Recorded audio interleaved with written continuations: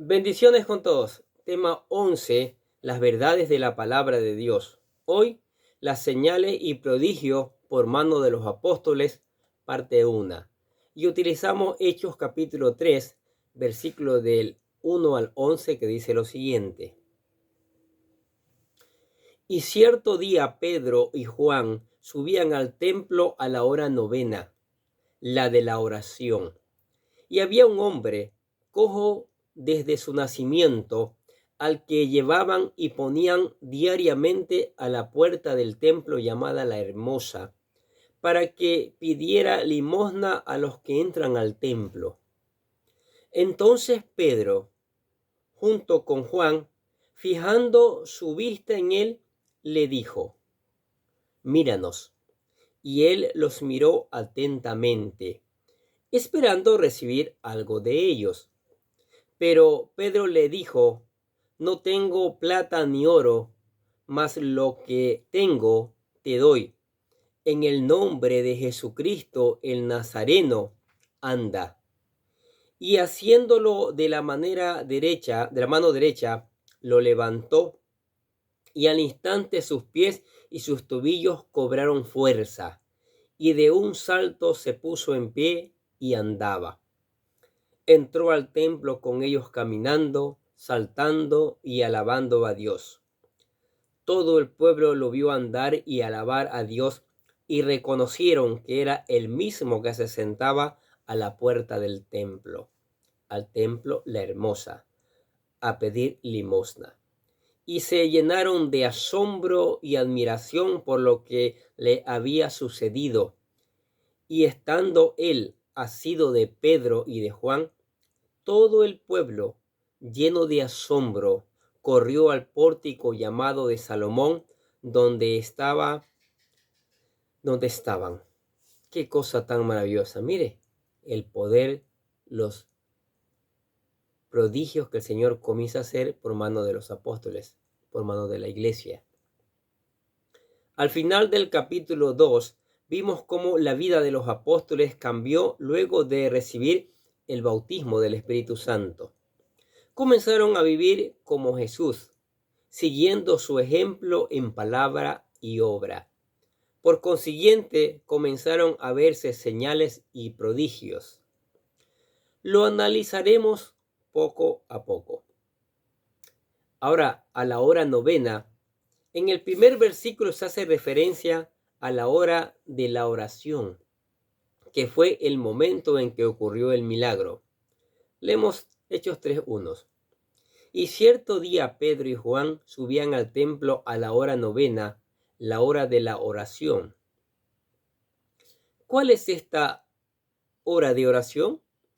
El texto dice la hora novena, la cual es una medida de tiempo romana que hoy equivale a las 3 de la tarde. Los romanos comenzaron a contar el día a partir del amanecer, aproximadamente las 6 de la mañana. La hora novena, por lo tanto, equivale hoy a las 3 de la tarde. ¿Qué oración se hacía a esa hora? Es la oración que está relacionada con el sacrificio continuo, que en hebreo se conoce como Karban Tamid. Se le llama continuo porque se ofrecía todos los días. En el libro de Números encontramos las instrucciones que Dios le dio a su pueblo referente a esta ofrenda diaria. Escuchemos lo que dice Números capítulo 28, versículo del 1 al 8. Después habló el Señor a Moisés diciendo: Ordena a los hijos de Israel y diles: Tendréis cuidado de presentar mi ofrenda, mi alimento para mis ofrendas encendidas, aroma agradable para mí, a su tiempo señalado. Y les dirás: Esta es la ofrenda encendida que ofrecerás al Señor: 2 corderos de un año, sin defecto, cada día como holocausto continuo. Ofrecerás un cordero por la mañana y ofrecerás el otro cordero al atardecer. Y como ofrenda de cereal, 1/10 de un efa de flor de harina mezclada con la cuarta parte de un hin de aceite batido. Es un holocausto continuo, instituido en el monte Sinaí como aroma agradable, ofrenda encendida al Señor. Y su libación será la cuarta parte de un hin por cada cordero. En el lugar santo derramarás una libación de bebida fermentada al Señor. Y el segundo cordero lo ofrecerás al atardecer, como la ofrenda de cereal de la mañana, y como su libación la ofrecerás, ofrenda encendida, aroma agradable al Señor. Cada día se debía ofrecer 2 sacrificios continuos, uno a las 9 de la mañana y el otro a las 3 de la tarde. Ambos sacrificios debían ser corderos. No es casualidad que Jesús, el Cordero de Dios, fue clavado en la cruz a las 9 de la a.m. y expiró entregando su vida a las 3 de la tarde. Los sacrificios en el templo los llevaban a cabo los sacerdotes, pero el pueblo estaba invitado a participar en oración en el atrio del templo. Pedro y Juan fueron a la entrada del templo en esa hora, porque sabían que el Señor había hecho esa cita divina con su pueblo, tal como está escrito en Éxodo capítulo 29, versículo 42. Dice así: será holocausto continuo por vuestras generaciones a la entrada de la tienda de reunión, delante del Señor, donde yo me encontraré con vosotros para hablar allí contigo. El milagro del cojo sucedió en esa hora de la ofrenda de la tarde, y más adelante, en Hechos capítulo 10, volveremos a ver una referencia de esta hora. Hay mucho más que hablar de esto, pero no es el tema de este estudio. Pero para quienes les interese profundizar más, les recomendamos leer las siguientes referencias bíblicas. Escúchela. Éxodo capítulo 29, versículo del 38 al 42. Salmos capítulo 141, versículo del 1 al 2. Daniel capítulo 9, versículo 21. Esdras capítulo 9, versículo del 4 al 5, y Primera de Reyes capítulo 18, versículo 36. Un cojo de nacimiento. Volviendo a la historia, vemos que Pedro y Juan fueron a orar al templo, y en la entrada se encontraron con un hombre necesitado. Leemos Hechos 3:2. Y había un hombre cojo desde su nacimiento, al que llevaban y ponían diariamente a la puerta del templo llamada La Hermosa, para que pidiera limosna a los que entraban al templo. Ese hombre nació impedido y nunca pudo caminar. Por lo tanto, no podía valerse de sí mismo. Él dependía de que otros lo llevaran de un lado para otro. Tampoco podía trabajar, por lo que se veía obligado a pedir limosnas para sobrevivir. Sin embargo, vemos que gente lo ayudaba, ya sea dándole dinero o ayudándole a transportarlo. Por el gran tránsito de gente en el templo, ese era un buen lugar para pedir limosna. Mire lo que dice Hechos capítulo 3, versículo 3. Viendo a Pedro y a Juan que iban a entrar al templo, les pedía limosna. Cuando Pedro y Juan pasaron a su lado, él les pidió dinero y no se le ocurrió más. Así nos pasa a nosotros. Nos concentramos en nuestras necesidades básicas e inmediatas y no pensamos en pedir algo más sustancial y duradero. Parafraseando el refrán popular, pedimos un pescado en lugar de pedir que se nos enseñe a pescar. El cojo no se le ocurrió que pudiera haber algo más, pero Pedro vio más allá. El texto dice que él fijó su vista en él. Mire, leamos lo que dice Hechos capítulo 3, versículos 4 y 5. Entonces Pedro, junto con Juan, fijando su vista en él, le dijo: míranos. Y él los miró atentamente, esperando recibir algo de ellos. Al ver a los ojos, Pedro supo que el Señor lo quería ayudar de alguna manera. Mire lo que dice ahora Hechos capítulo 3, versículos de 6 al 8. Pedro dijo: no tengo plata ni oro, mas lo que tengo te doy. En el nombre de Jesucristo, el Nazareno, anda. Haciéndolo de la mano derecha, lo levantó, y al instante sus pies y tobillos cobraron fuerza, y de un salto se puso en pie y andaba. Entró al templo con ellos caminando, saltando y alabando a Dios. ¡Qué maravilla! Miren cómo el Señor quiere utilizar a las personas que le buscan de corazón. Pedro le dio el regalo que Dios le quería dar a ese hombre: la sanidad, la restauración de su cuerpo y la salvación. ¿Cuántas veces no le pedimos a Dios que nos solucione un problema, cuando lo que en realidad Él quiere es sanar nuestro corazón y transformar nuestra vida? Cuando Dios interviene, no lo hace de una manera superficial, sino que llega a ser una transformación profunda en nosotros. Ejemplo: los israelitas pidieron que les fuera quitado el peso del trabajo duro, pero Dios les dio más. Los liberó de la esclavitud, transformó sus mentes en el desierto y los llevó a la tierra prometida, donde podrían vivir en libertad y llenos de bendiciones.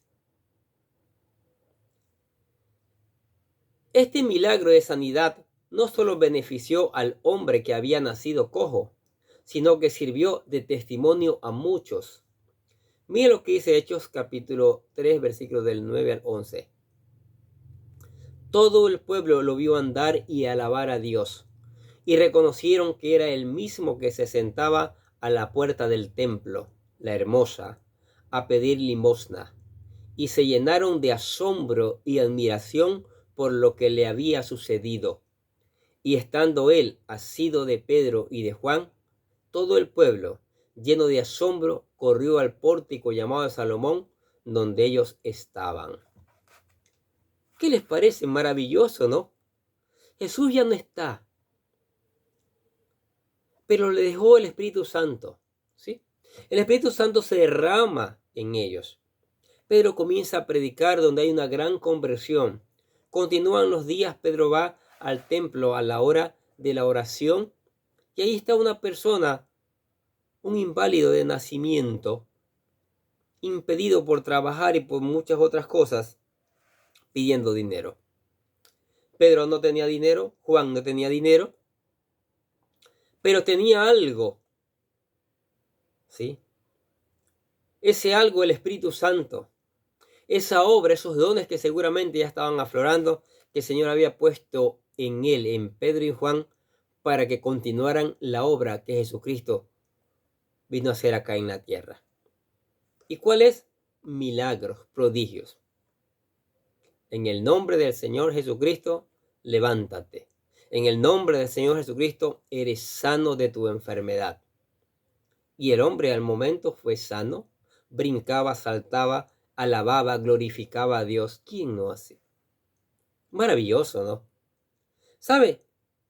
Dios quiere usar a todos los seres humanos de esta manera especial.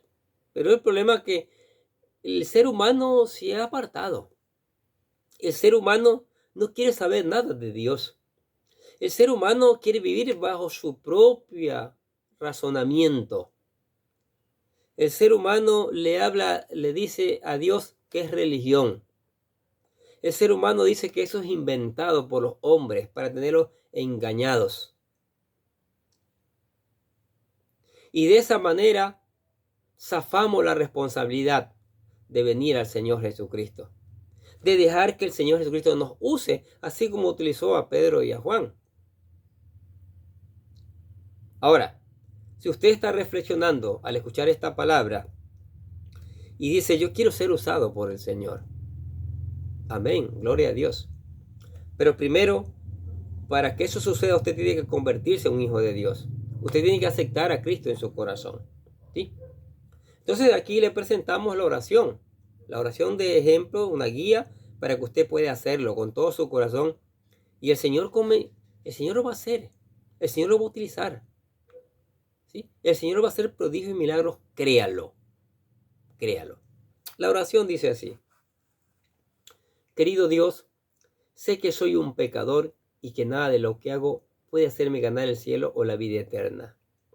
Creo que Jesucristo murió por mí derramando su sangre para lavar todos mis pecados para ser redimido, y que se levantó de la tumba al tercer día. Ahora mismo lo recibo como mi Salvador personal, confiando solamente en Él como mi único camino al cielo. Señor Jesús, séllame con tu Espíritu Santo y escribe mi nombre en el libro de la vida. Decimos, gracias, amado Padre Celestial, por regalarme la vida eterna. Qué lindo, ¿no? Maravilloso.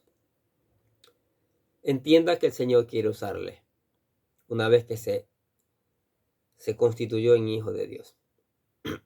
Hay que hacer cosas como leer la palabra, estudiarla, ponerla en práctica, obedecerla, orar en todo momento, en toda circunstancia, cantar a la iglesia, seguir capacitándose, orar por la llenura del Espíritu Santo, donde Él le va a dar los dones para que usted pueda servir en diferentes áreas. Va a hacer que sus habilidades que usted tiene las ponga en práctica al servicio de Él. Y mucho más, y mucho más. Y dele gracias a Dios por eso. Amén. Oremos. Padre, damos gracias por tu palabra maravillosa. ¿Cómo aprendemos? ¿Cómo tú nos enseñas, mi Dios?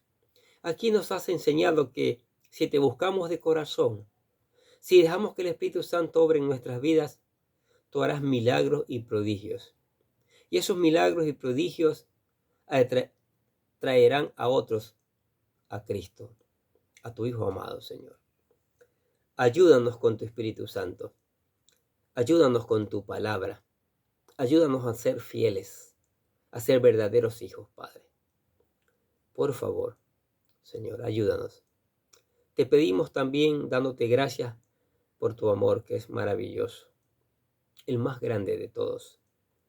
Por tu misericordia, Señor, que si no fuera por ella, no sé dónde estuviéramos. Y por tus bendiciones, Señor, que son maravillosas, que cada día satisfacen nuestras vidas, Señor, demostrándonos que tú eres el Dios Todopoderoso. Oramos también por la iglesia. Bendice a la iglesia. Este tiempo estamos hablando de la iglesia. La iglesia necesita de la unción de tu Espíritu Santo. La iglesia necesita el poder, el denuedo de tu Espíritu Santo para llevar esa palabra, para proclamar esa palabra. Y también la familia necesita de tu Espíritu Santo. La familia tiene problemas hoy. Hay muchos problemas en la familia. Y solo es tu palabra y es tu Espíritu Santo que hace germinar esa palabra. Y es tu Espíritu Santo que va a renovar a la familia, hacerle una familia conforme a tu voluntad. Y por eso te alabamos y te damos gracias. También oramos por los amigos, por los vecinos, por los compañeros, por todos aquellos que escuchan la palabra de Dios cada día. Que esta palabra llegue, que esta palabra toque los corazones, que esta palabra convierte el alma. ¿Sí? Que esta palabra traiga una cosecha de hijos para tu reino, Señor. Y por eso te alabamos y te damos gracias. Y decimos amén. También te damos gracias. Los bendecimos a ustedes que cada día se dan a la tarea de escuchar la palabra. Sigamos escuchando. Sigamos poniendo en práctica. Sigamos reenviando a otros que necesitan conocer estas verdades. ¿Sí? Utilicemos todos los medios que hay a nuestro alrededor para enviar esta palabra. Nosotros desde acá oraremos y les deseamos que tengan un día pero lleno de bendiciones.